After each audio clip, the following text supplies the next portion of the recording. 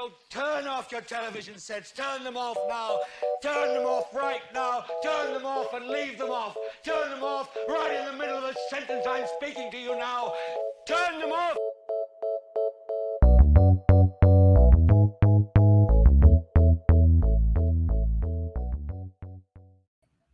Really should have charged my headphones before we got started. I am on several. Uh-oh. But you know what? We gonna make it. We gonna make it. But thanks for joining us for another episode of last week's episode. I have taken the host privileges away from D because she was ridiculous. So in order to restore order, I am back. Your main host, Ron, and D, my co-host. How's it going? I'm fine. Listen, I was just telling the people what they wanted to hear. Okay, it's not my fault that we need to discuss these types of things, and you're not willing to go there. You know, hard-hitting facts, the uncomfortable discussions. You know, blame yourself. but no, seriously, if you haven't watched or listened to our Loki recaps, they were a lot of fun. So go back and listen to those. We're in a bit of a break right now, so we're actually going to make a pitch to you. We're going to tell you why you should be watching the next show we're going to be talking about, which is Apple TV's Ted Lasso. Now, D, yes. I think I briefly mentioned this on our best TV show recap last year. It was Courtney and her friend Sophie. So when we were on there, we were talking about this show. I know everybody gave me this crazy look, but just gonna be your impressions, going into this show. What were you expecting going into it, and then talk about the show as a whole and what you actually received, after you got done watching. Okay, so I'm not one of those people that are like, oh, everybody loves it, so it must be trash. Because some people are like that. There's too many people that like it, so I have to not like it. I expected it to be interesting at the least. But I don't know. When I found out it was about soccer, I'm like, but I don't watch soccer. I don't know anything about soccer. But it's so much more than that. And I was not expecting the feels, the kindness, the lessons, the just overall beautiful show that it is. Because it's beyond just the characters and the soccer and whatever else. It's just it's just real life, but it shows that kindness still wins. And I think the best part is that Ted is kind, but he's not overtly naive. You know what I mean? Most of the time when you have these characters, they get taken advantage of and they get bullied and all these things because they're so naive and they think that just being nice or just being kind is enough. But he knows, I guess from years of being that person, he knows that sometimes you got to fight fire with fire. And that doesn't mean you got to be a jackass about it.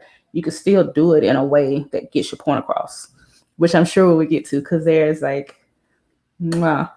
moment in there that's just,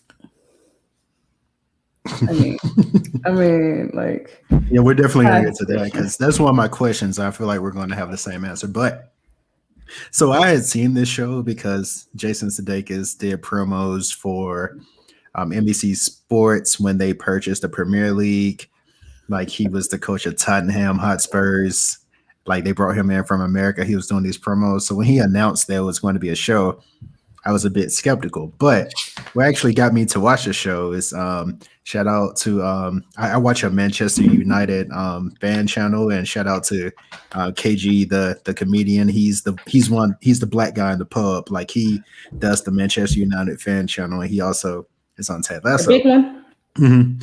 But yeah, he was giving his pitch. He was like, yo, man, people really need to watch this show. It's not what they're expecting, yada yada yada. So it was Christmas break. I had nothing better to do. I was like, let me watch it. I sped through these episodes in 2 days. Yeah, it's I wasn't doing anything else. So I sped through these episodes in 2 days. And of course, D, you knew then, but I can't reveal this now. I was prepping for a big move. I was really nervous about it, but just like you said, this is a very uplifting and heartwarming show. And don't let the soccer deter you. Even if you care nothing about soccer, and D can attest, there are a lot of moments in this show that are just uplifting, especially in the time right now. We're still dealing with this COVID thing, a lot of uncertainty. Like, this is a really good show to watch right now. But what makes the show, in my opinion, is the cast of characters. So one of my first questions to you is, who is your favorite non-Ted character and why? This is difficult, okay? Because I have two. Okay, go ahead. Okay. Two. They are Beard and Keeley. And because one, it definitely just shows you there are different people with different personalities, but kindness is the same. So Keely has this personality. She's just all over the place. She's popular for being semi-famous. I think that's what she said she is. She's famous for being almost famous. And Beard is the assistant coach and pretty much best friend to Ted. They're best friends, right? That's his best friend. Yeah. And Ted's Yeah, best they're friend. best friends. But there's so much that Ted does that Beard is needed for to stick the landing, that it just shows you that they are on the same wavelength. So even though they don't have the same exact personality, their kindness is what is similar in all of them. Because Keely is just, I don't, of the women you expect to be beautiful and popular and dating this person, and you know what we've somewhat seen around, and they're flashy, and if you date an athlete you have this persona or whatever else. She's not that. And even if she were, she'd still be kind, right? So she can be what people stereotypically think she is, but that doesn't mean she has to be a bitch, because she's not. And that's just like the most beautiful part of it.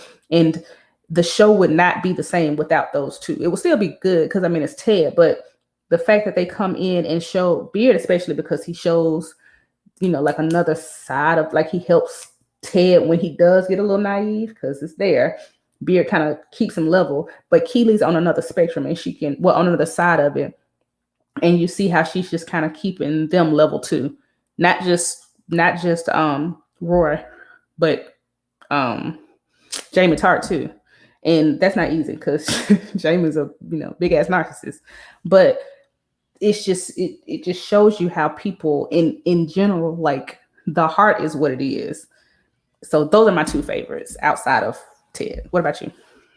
Yeah, for me, it has to be Coach Beard, because Ted Lasso throws some dingers out, like some jokes, and the way that Beard just finishes them, like, and he's like so deadpan, so you can tell that he's used to this. Like, like when Ted said, "Success is much like riding a horse. If it feels good while you're doing it wrong." And then Beard is like, "I don't think that's right." But yeah, just the energy that these two characters have, like, it's wonderful. And I forgot the actor's name who plays Coach Beard, but he and Jason Sudeikis have been like longtime collaborators. Like, if I'm not mistaken, he's one of the writers of Horrible Bosses, so he's kind of been behind the scenes, but now he's stepping into the forefront, and yeah, he's perfect for this role. So yeah, my favorite character outside of Ted, of course, is definitely Coach Beard. Like, their energy is just hilarious. Ronnie, if I get fired while I'm putting my cleats in my trunk, what happens? You get the boot for good boots. Got the boot by putting your boots in the boot. And I'm like, what? It's so innocent. Like, I think that's just what it is. It's like, not all jokes have to be dirty to be funny. Not all, you know, and that's not a bad thing. I'm not saying dirty jokes aren't funny, because they are, but I'm just saying there's so much more. And the fact that they made this wholesome show, even with its cursing, because I tell people all the time, I'm like, it's wholesome, but it's not safe for kids or work, but it's really wholesome. It's pretty much the truth. Like, that's how life is. Courtney says stuff all the time, like, stuff that's gray is usually more interesting. And Ted Lasso, when it comes to that aspect, is great, because, you know, there'll be some that's saying, oh my gosh, the language, this isn't blah, blah, blah. But I'm almost like, I kind of want my kids to watch it. I just don't want them to repeat it. Yeah, because there are some adult moments in the show, but at the same time, you get Ted, who's just basically Mr. Rogers. So it strikes a nice balance. He's Mr. Rogers. He's a millennial Mr. Rogers. He really is. It's great. It's, if nothing else, like, I've seen a couple people say that the show is mid, which I expect. I mean, and it's not even like, everybody doesn't have to like the show, right? Like sometimes people don't like stuff. I honestly can't see how you wouldn't like it though. Like the people that I know that said it was mid said they watched one episode. Well, How can you that episode you didn't like maybe, but I think those type of people didn't want to give it a chance anyway. Like they were like, it's too many people talking about it, so let me be the contrarian, because some people just are. But yeah. I honestly, I don't see how you can't like it, or at least understand why it's so likable, right? Because you don't have to like it. I'm not saying that you're a bad person or that you don't have good taste because you don't like the show. But if you're saying that the show is bad, then I think that you just got bad taste. That's just the truth. So there's one show that I judge people for if they tell me they dislike, and there's a connection here. Good place. That show is Scrubs. So if you tell me that you attempted to watch Scrubs and you disliked it, I'm like, I don't trust your judgment. But the same is pretty much with Ted Lasso, because it's funny enough that that Bill Lawrence, who was the showrunner for Scrubs, is also the showrunner for Ted Lasso. So there are a lot of similarities. So to me, like, yeah, like there's a lot in this show for everyone. Like the humor like plays on different levels. So it's not just like, to me, like I can understand someone who doesn't like The Office because I'm one of the people, but because the humor is just one specific tone. So if that's not your thing, that's not your thing. But this show has like so many different levels that like I truly believe there's something for everyone. So give it another shot. If you watch that first episode and you're like, give it another shot. Yeah. Watch episode 8. Yeah, which perfect segue. What's your I want to keep it like light on spoilers, so that's why I chose like this specific moment instead of going to like favorite episode. So let's just go into like one specific moment that's like your favorite moment of the show. And I think I briefly mentioned it. We may have the same one. Yeah, it's the darts. It's for sure the darts game, because it's just it's not just the result of the game, which was fantastic in itself. It's the lesson that was taught during it, because thankfully he didn't lose. But even if Ted lost the match, the lesson would have been the same. It wouldn't have been for Rupert because, we'll get to him later. But the whole point of him being underestimated and people not being curious and people just hating something because they don't understand it was there. And it was just really nice to see, especially when you're so used to hearing about these sweet kids or these sweet people or these kind people who are bullied just because of who they are. It's hard to see, especially in when it's depicted in film, because they always get kicked around. They get, thrown in a trash can. They get to do all these things, and then they're not respected until they change their personality or change their look or wear contacts or get their braces off. And it shouldn't be that way. You should respect this person because of who they are.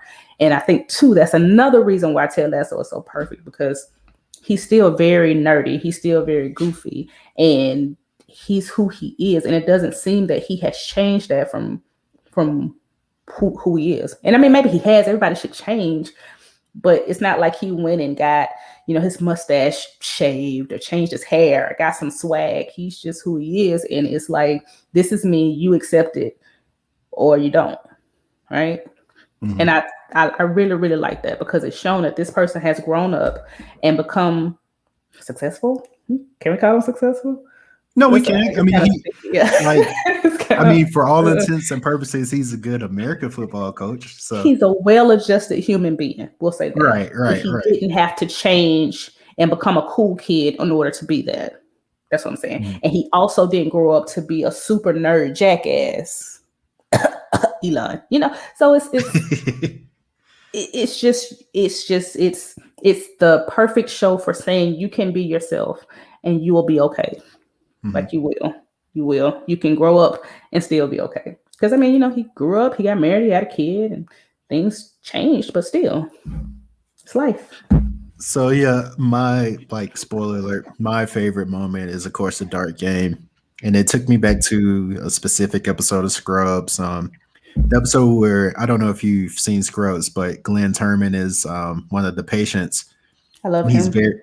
very sick, and then he asked JT to sit in the room with him while he's sleeping. I'm not gonna tell you what happens because it's such a touching episode, but it reminded me a lot of that. Like it kind of pulls at those same heartstrings or whatever. But the writing on this show, for it to be like a 30-minute comedy, like the writing on this show is so good because like the lead up to that dart game and how Ted was like telling the story of like how he became to be so good at darts. Like I was like, Mhm. this is such good writing in like a such limited space. So it just goes to show like just because something is comedy doesn't mean it can't have, the depth or whatever. Like it can't Mhm. be, you know, it can't like pull it at these different things. So yeah, the dart game easily for me was like my favorite moment. Like I definitely love that. I did, and there are others. The love letter, and Keely and Keely telling Roy's niece to describe him, like that Mhm. kind of stuff, and um Rebecca and Ted after she revealed what she had done. It's just like there's so many moments, but by and large, that dart scene is that's it, hands down. Like I Mhm. usually have trouble saying what my favorite thing was, but that's definitely it. Like I could watch it every day. I Yeah, know what's I gonna happen. I actually could still watch it actually might every run day. it back. Yeah. I could. That's All how right, we already so know which episode it is. It's like episode 8. exactly episode 8. I'm surprised Like I I don't know was, like the minute marker. yeah, I was anticipating the episode on my rewatch. I was like, it's because I didn't realize it came so late. I was like, oh, this is Yeah, the I Dart did. episode. So cool. Yeah. hmm But And yeah, then now all the that milk we puns. It's awesome. It's we really go skim for them. right. Right. Did they Yeah. expire? Like, come on, Ted, please. Yeah, like Please. Rupert was like, what? What? He's the worst. Are we gonna talk about him? Because I did talk about him. He's the worst. Yeah, let's go into it. Yeah. Mhm. So I was saying that it's crazy how the most wholesome show I've ever seen in my life also produced the most evil villain I've ever seen. Because Rupert is a villain, no question about that. He is. The problem with Rupert is what makes a villain scary to me is realism, and I don't mean like Mhm. monsters scare me too, right? Of course they do. People that are possessed scare me, but people that actually could live and walk amongst us that have no regard for other people, that are narcissistic, and it's another word I'm looking for to come to me later, but just really don't care. Sociopaths, Mhm. they exist among us, and Rupert is by far a evil person. But the only reason I don't think he's a psychopath or a sociopath is because he cares about hurting Rebecca's feelings. Like he's purposefully hurting her. Psychopaths just don't care. Like they don't have remorse. He's actively trying to hurt her, which makes it even worse because I keep trying to figure out what she did to him, and the answer is nothing. He's Nothing. just that he's just that mean. He's just a mean man who has a lot of money. And that is scary because you know what that entails. He's a mean white man with Mhm. money at that on top of that. So he's just the worst. And it's seriously we need him. You need him Mhm. because it shows like yes, you have these kind people. Yes, you have these gentle people. Yes, you have these people who can grow and be good and great. You also have these real life people who are bad, who are mean, who don't care about anybody but themselves, and they exist. And sometimes these people exist together. So having Rupert have wins was important to see because you can see like even when you think he should be getting his comeuppance, it proves that not everybody does, or at least not in the way you think they should. Mhm. And that's the realest part about it. But to me, like I said, that makes him the most realistic villain because he's very human, and most of us probably know a Rupert. Yeah, he's not like over the top at all. Like he's very much grounded in reality. And Yeah. and what makes him so evil is like you alluded to it, like he just simply makes the choice to make this woman's life a living hell every day he wakes up. So and there are people out there like that. So yeah, that kind of makes him How the dare perfect you villain. leave me? How dare you? Yeah. Like you take the abuse I give you, but you don't get to leave. Like you leave when I say you can leave. You don't leave on your own fruition. That's not how it works. But that's him. He's one of those. He probably thinks he's a nice guy. Well, no, I don't think he thinks he's a nice guy. He I knows don't. better. No. He knows better. Yeah. Yeah, he knows he's an asshole. At least he's got that awareness. But that's almost worse because again, when people don't know they're bad, if people know they're bad, then that means there's some room for maybe to make them better. Like you didn't know you were doing these evil things, and now that you know they're evil, maybe you'll stop. Maybe. But Rupert's like, no, I know it's bad. I know what it's doing to her, and I'm purposefully doing it because I want to. That's almost worse. Almost. I mean, it's bad either way, I guess. So D, now that we've talked a little bit about season 1 because we still want you to watch the show. Tell me what you want from season 2. I want everybody back for season 2. I want Rupert to have some kind of something. Like I don't expect it truly. I think he's going to get everything he wants, because whatever, not everything, because the club, it's going to be what it is. But I want him to feel something, and I don't want it to come at the expense of anybody else. Like I want him and him alone to atone in some way for being an evil bastard. The club, I want them to thrive. I do. I want them to do well. They're trying to get promoted, right? Yeah, they're trying to get promoted. But I want them to get promoted. I don't want any friction between Beard and Ted. Like I know sometimes shows do that. Like they make people break up and then get back together. I don't want that to happen. And I want Rebecca to be happy. That's what I want. What about you? So I'm really interested to see what they do with Jamie Tart.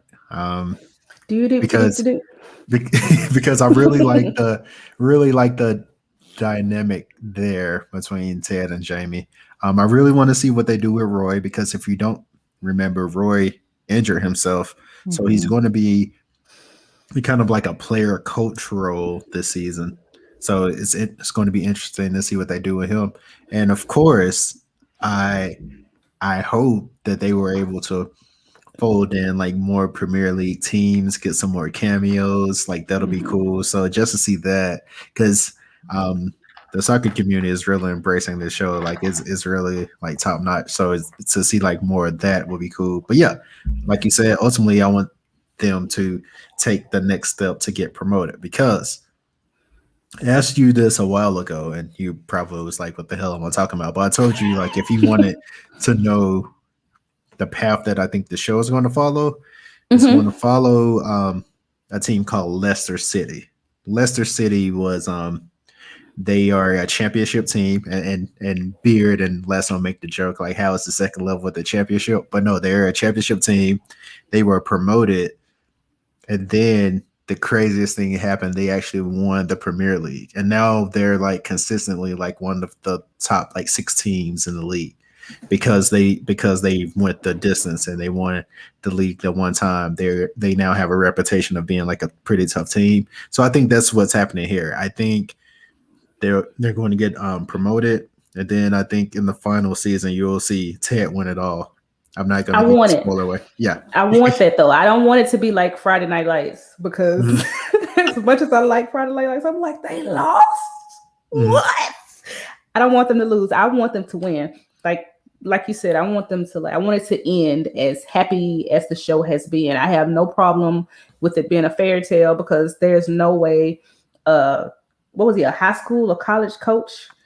Yeah, so he American football. He coached the Wichita State Shockers, which is a real school. It's a real school, but it's a D2 school. Right. But like, in what world does that happen where he moves to?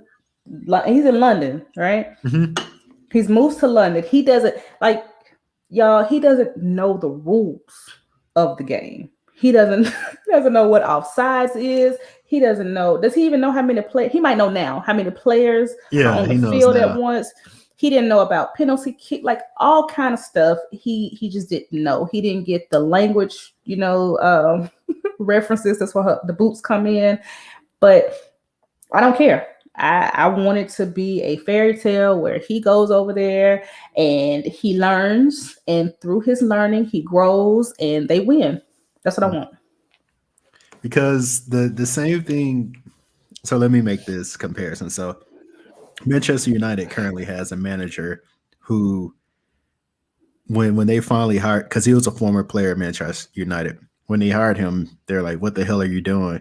But he's because he coached like a lower level team in like Norway, and like also like a lower level team in like the Premier League. But what he's doing right now, he's like a good player manager. So I say that to say like you can't change that. Like anybody can have good tactics, but like the way Ted coaches, like he said, I don't care about wins and losses. I want to make these men be the best version of themselves. Well, guess what? They're going to be the best players they could be as well. Like for instance, like Sam, like seeing Sam come, and they give you like short little glimpses of that. Seeing Sam come along over the season, he did that because of how Ted treated him. So yeah, Ted, like he has something that every coach needs regardless of the tactics. So I think once he actually learns the game, yeah, they could do some things, and I'm interested to see it. You mentioned Sam, Nathan too. Nathan came along because he was able to flourish. And that's another thing I want to add. The way Ted treated Nathan shifted the way everybody else treated him too. And that's just a testament of how like your character is who you are. So just because everybody is ignoring this very essential person doesn't mean you have to. You can be kind to these people because you should be. Like this is a person that's in your club, and the way they all rallied behind him and around him when he was promoted, it was just beautiful. And it's just like on another one of my favorite sports films, Remember the Titans, when he was like, attitude reflects leadership, captain. And that's just the truth.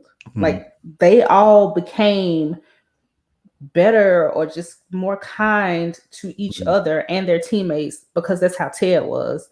And it was just really nice to see. And it's motivational in itself just because it just shows sometimes you can kill people with kindness.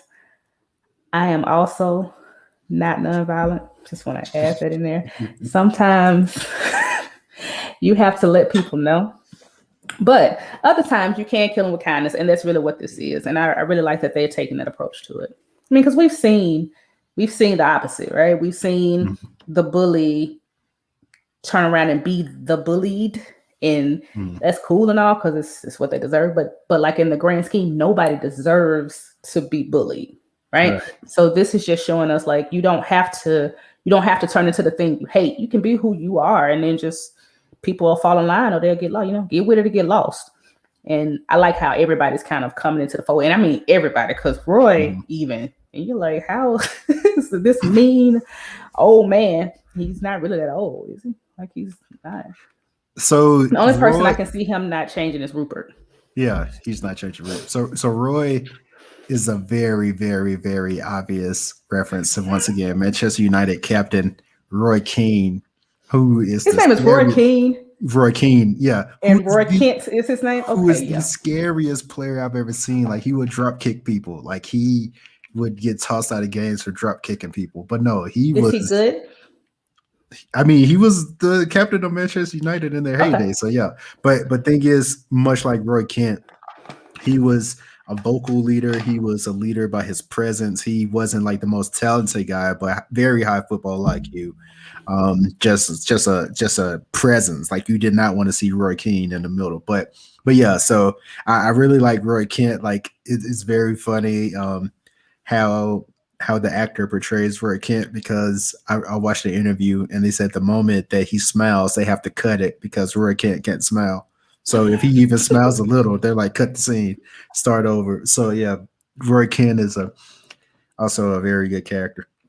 Right quick, another scene that I liked when Rebecca was singing, and they showed Roy singing along with her. Like, why is he singing "Let It Go"? I mean, everybody knows "Let It Go" because if you have kids or have been around kids, you know that dang on song. Like most of the time, you don't have to have You don't kids have to have kids. to know what the song. You might not know the words, but you know the song. And the fact that he was just kind of sitting back and he could not sing it was hilarious to me. Like, why are you singing Let It Go? But it was great. It was great. All right. So D, with 1 minute remaining, give the people your final pitch for why they should watch the show. No pun intended. My final pitch: you should watch Ted Lasso because it is really, in the time that we are in now, it is a show that you didn't know you needed. It's heartwarming, it's fun, it's not stressful. You don't worry about the rug being pulled from under you. It is just really a good show that shows you that there are still cool people in the world, there's kindness in the world, and that we can be okay with it. I can't think of a reason for you not to watch the show, honestly, other than the language. Like, if that ain't your thing, I get it. But I honestly believe it's worth it, even if you can't really deal with the language. Yeah, even the language is done so in a way to make it like not as bad. But yeah, to echo what D said, this is a throwback to like old TV. It's like just a really feel good show. Like I said, it reminds me of Scrubs or RIP Happy Endings. Like it's that type of show. Yeah, I know. So yeah, if you just want something. It's 10 episodes, 30 minutes each. So if you want something to like just like a feel good show that you could just put on that doesn't require like a lot of your attention, but you still want to give your attention to, then yeah, this is the show for you. It doesn't require a lot of emotional lifting either. Like you don't have to really give yourself to the show, because you can just relax. Really, you can relax and watch it. You don't have to be tense. You can just know that good things are going to happen, and believe it or not, it's just as good when you rewatch it. I promise. It really is. Like it. I promise you it is. I'm not exaggerating. I rewatched it this weekend, and it's even better the second time around because I caught a few things that, like, because they come back around on like the last episode and they reference some things that they put in like the first episode. I'm like, oh, like, so yeah. As far as like the writing, like, it's a well written show. The jokes are good. The story is great. But yeah, you should watch it. But in closing, we'll be reviewing Ted Lasso every week. And D, I did find out the answer. They're dropping the episode 1 week at a time, which is smart. Oh, cool. Capitalize on the hype. So yeah, we'll be doing, of course, our recaps once a week. This may run into our recaps or what if, but I mean, they're like 2 30-minute shows, so you know we can knock them out. Yeah, as you can tell, this recap isn't going to be long. So yeah, join us. We hope you watch it. Once you watch it, let us know what you think. Please let us know what you think. Closing thoughts? No, just let us know for real what you think. You can hit us on Twitter at the KWC blog, and you can follow us. Well, you can follow us on Twitter, and you can go to our website at thekidswearcrowns.com. We're also on Facebook. We're not the band. We are not the band. We're us. But we're also on Instagram, kind of. Like on Instagram, I mean, we have an account. So just come join us. Anything you have to say, we're okay with it. Like, you ain't gotta agree with us all the time. Just be respectful, because you know. Yeah, that's all that we ask. But yeah, until next time. Peace. Goodbye.